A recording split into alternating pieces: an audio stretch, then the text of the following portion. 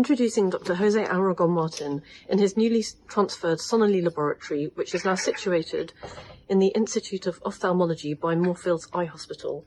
Jose is here on a strategic mission to learn more about stem cell research on eyes, specifically Ectopia Lentis. Jose, can you elucidate for us Ectopia Lentis in the context of Marfan syndrome?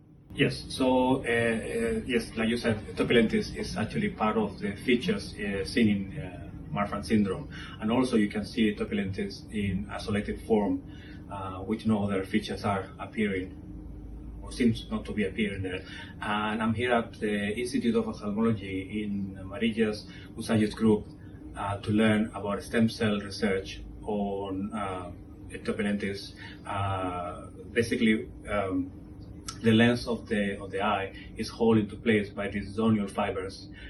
If there is damage on them, because there's a mutation on the gene, in this case the fibrillin 1 for Marfan syndrome, or TSL4 for isolated Ectopia Lentis, the fibers snap and the lens moves out of place. So I'm trying to learn more about stem cells research on Ectopia Lentis, where we can perhaps replace the fibers or prevent the fibers from snapping in the future.